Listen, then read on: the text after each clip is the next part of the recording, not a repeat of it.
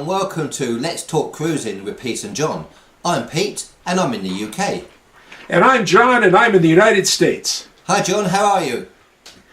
Couldn't be better, Pete, except we are expecting a spring snowstorm. They're talking as much as 20 inches of snow down across the Minneapolis, Kansas City area. We're on the very edge of it, maybe 4 inches of snow. I promise this is the last one, but who cannot think about being on a cruise when there's snow falling on the ground? Well John, I have a load of reasons why you should not go on a cruise, yeah? Listen to this, I'll list them to you, yeah? You're not going to believe them, yeah? First of all, I'll go through the whole list, then we'll talk about each one by one, yeah? First of all, you're stuck on a ship. Secondly, there's nothing to do. I'm a solo traveller and I won't know anyone, and it's so expensive. I get seasick. It's so crowded everywhere. It's full of really old people, huh? I don't want to wear my DJ every single night, or if I'm a lady, I don't want to have to wear a nice dress every single night. The excursions, yeah, they're so expensive. Cruises cost so much money. And lastly, John, I put on so much weight. What do you think of that? Well, I could only sum those up as someone, A, who's never cruised, and they read too many of the myths or people that have to fill some space in a chat room, or they heard from their aunt who talked to their cousin who knows that their uncle in New York met somebody who went on a cruise one time 30 years ago. All right, John. Okay, let's go one by one, yeah? First of all, yeah? Let's do it. I'm stuck on a ship, yeah? What do you think about that, yeah? I'm stuck on a ship, that's why I won't go on a cruise. Well, Pete, you know that I love to do transatlantics, and in most transatlantics, there's a period, maybe 5 to 7 days, where you'd never get off the ship, where you don't see land. Now, I can appreciate that in that time, people might feel a little bit ship-locked. That's the opposite of landlocked, you know? But most of the time, ships that are doing the Caribbean, the Western Mediterranean, all the Mediterranean, the Western Caribbean, the up and down Alaska, they might have 1 day at sea. They might have one sea day. Otherwise, every day the ship is stopping in a port and you are getting off. So you are not on the ship any longer than you might be in your apartment or in your home on a regular non-vacation day. So to say that is just not realistic. I agree. And in fact, what you can do is you can go to a different country every day. And you don't do that if you go to a hotel, do you? Right. Secondly, there's nothing to do on a cruise ship.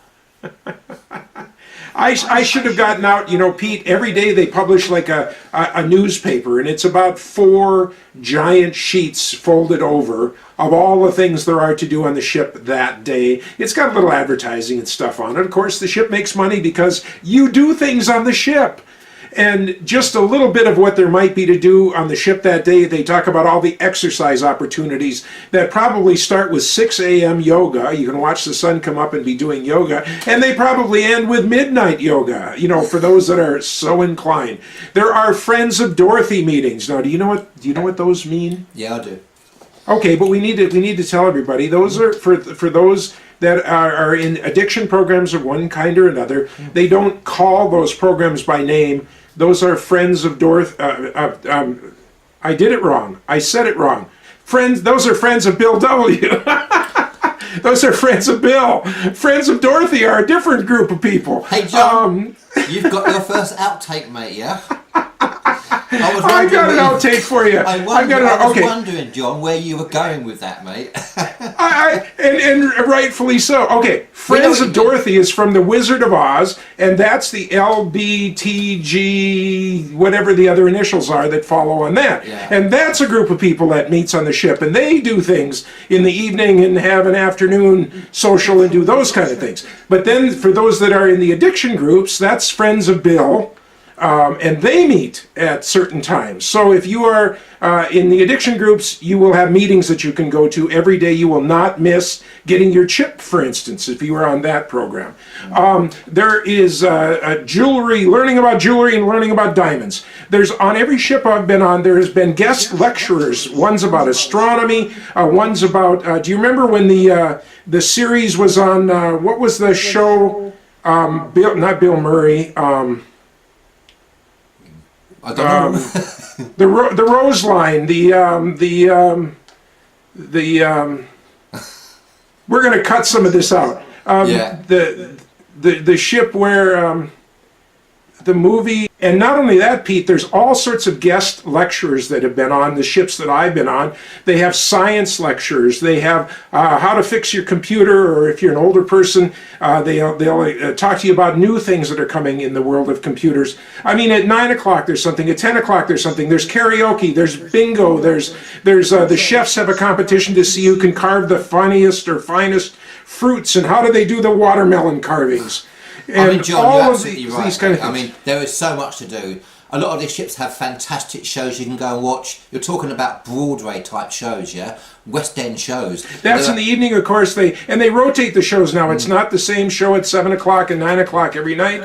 One night they might have a Broadway musical. The next night it's going to be something a little more body and a little more kind of kick up your heels kind of thing. And so there's going to be a variety of shows through your cruise. So yeah, you can party until the early hours if you want to. There's loads of fantastic groups. There's loads of great entertainers. Not only that, there's so many restaurants on the ship as well. You can go to a different restaurant every single night if you're on a 7-day cruise, yeah? So there's so much to do, I have to say that, yeah? Now, next one, John. Another one, yeah? I'm a solo traveller. I won't know anybody on the ship. well, Pete, you're a solo traveler, and I'm a solo traveler, and we both have our kind of different methods of meeting up, but Pete and I met up with each other on a ship, and now we are bosom buddies as far as, the irony is we're going to cruise this fall, and the only thing that's going to be in common is we're both on the Atlantic Ocean. Yeah, but on different we're going to ships, be yeah? we're going to be cruising on different ships. That's how good So, friends we are. We're on different ships. we're going to wave. We're going to wave. Hey, Pete, there goes Pete's ship. But I know. but no. But Here's John, one of the tricks. John, Here's there are what. solo Here's, lounges. If you're a solo traveller, Yeah. a lot of these ships have solo lounges where they organise meetings for solo travellers where you get to meet everybody, have a drink, have a chat, and those who want to go and eat together can do. That way you get to meet people, and if you want to go to a show with each other, you can do. It's a great way of meeting people if you want to do that. here's a trick, Pete. Don't go to the buffet.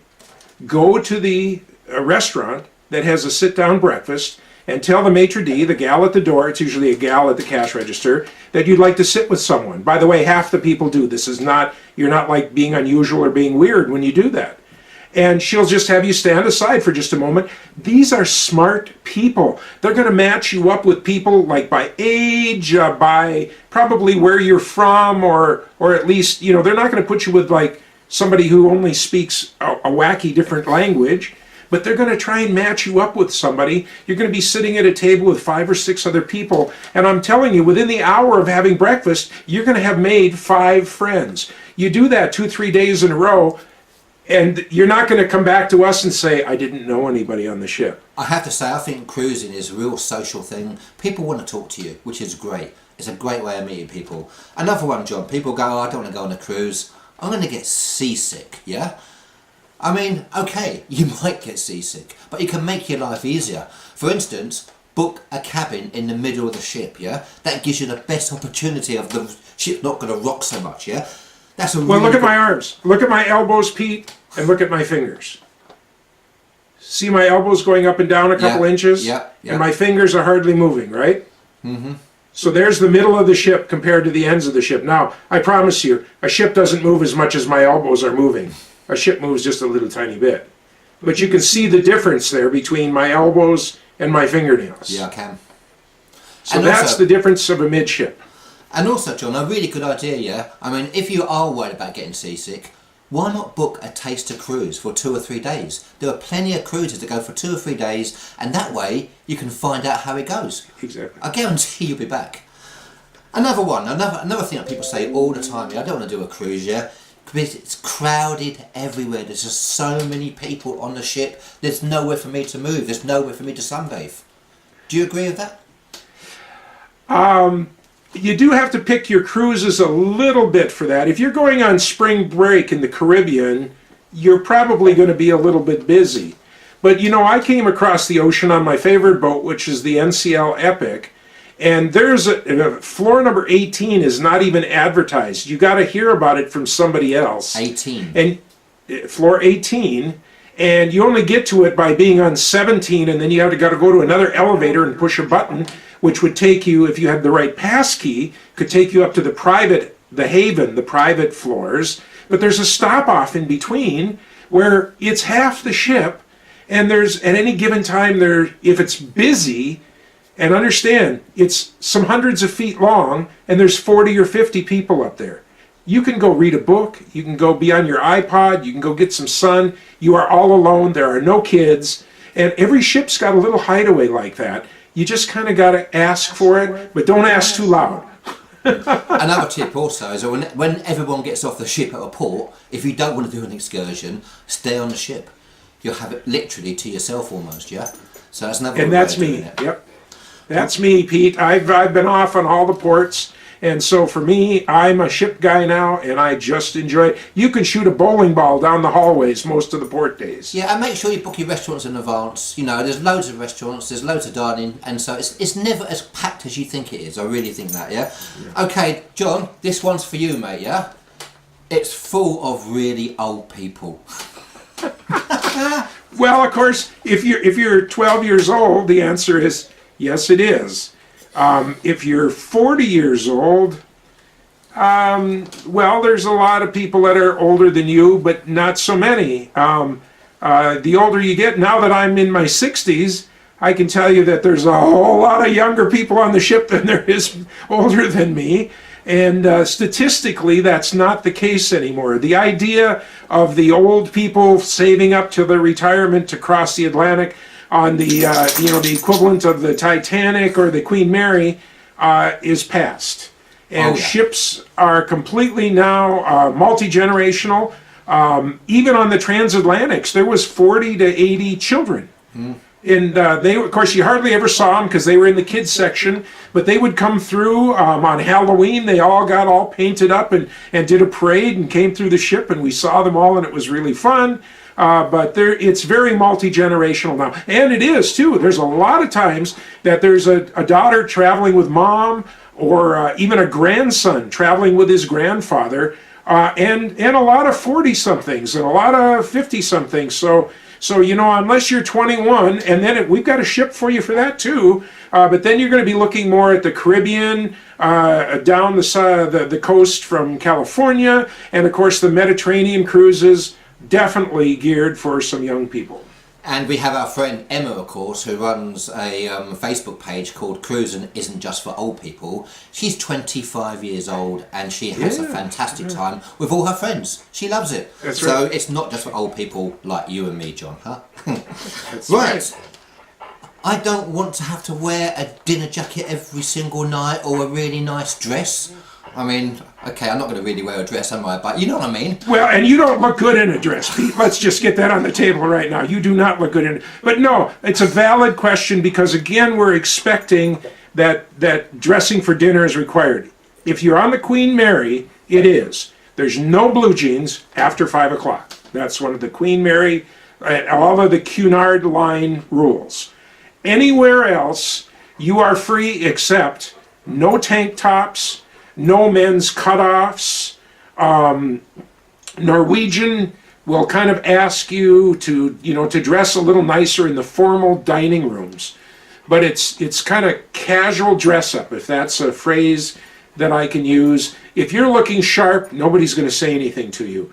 But the women, you can't be beach tan, exposing as much skin as you can. But if you are looking at all nice, with a little bit of dress up and not in culottes and trying to get the sun, you do not have to dress up at all.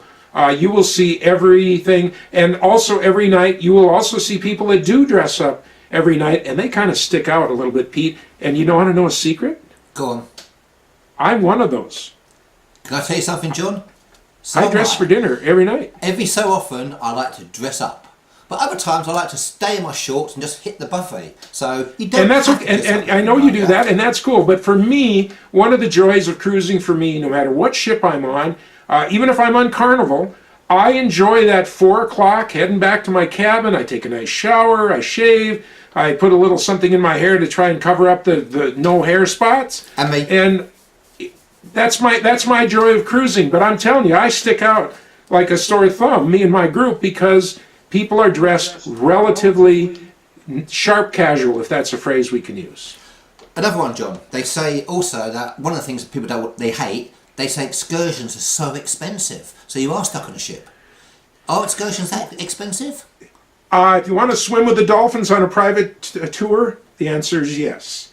If you want to, have a helicopter ride around Maui, the answer is yes.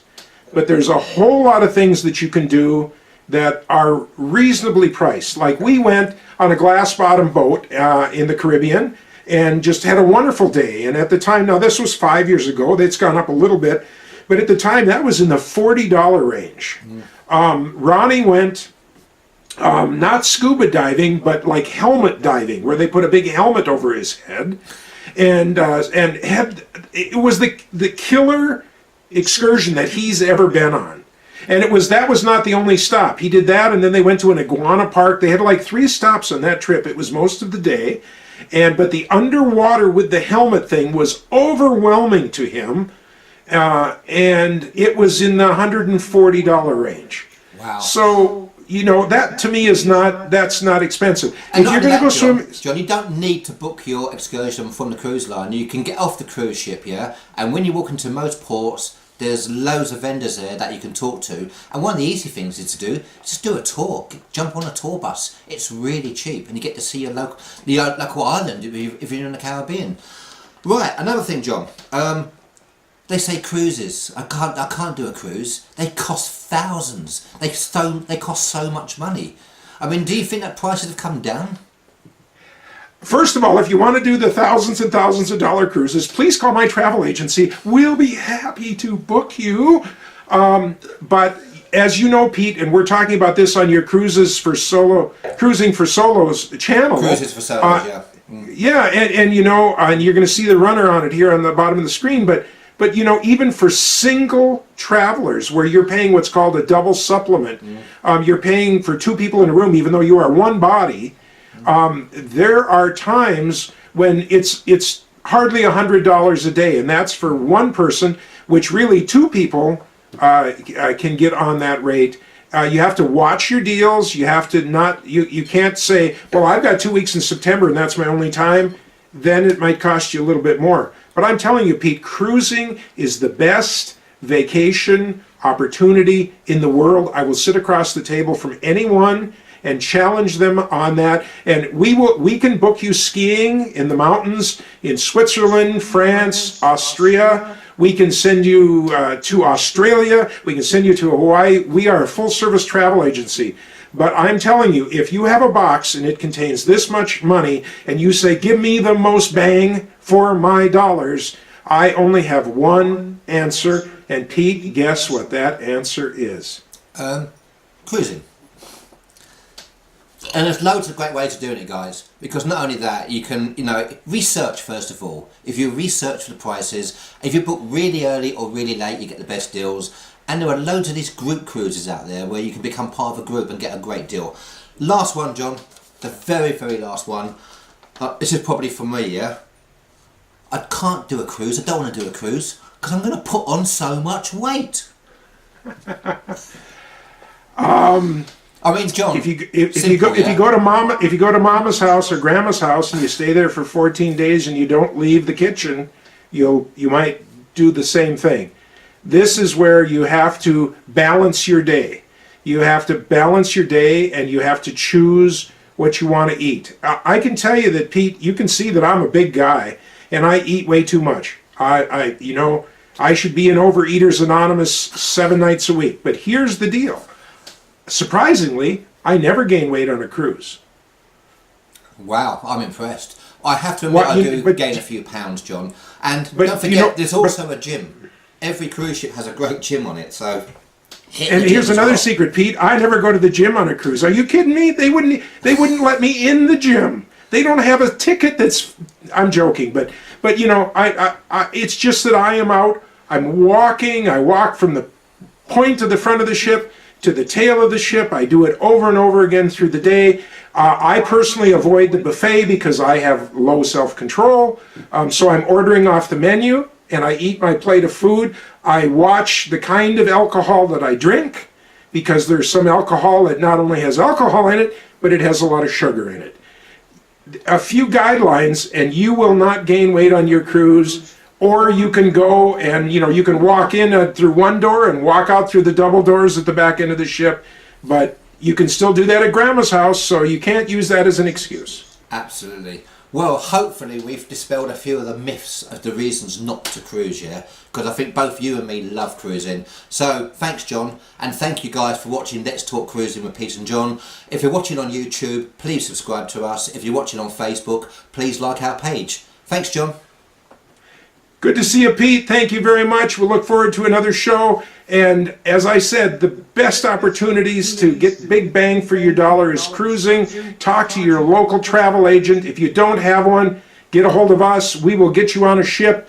Pete and I met, and we have become fast and furious friends. I know you have too, Pete. We have made friends around the world, friends that we know that when we're in the area, there's a bed waiting for us. There is a bed waiting here in my house for people from all over the world, just because we sat next to each other and we shared a cocktail on a boat somewhere in the middle of the Atlantic. Absolutely. Cheers, John. And guys, make sure you cruise.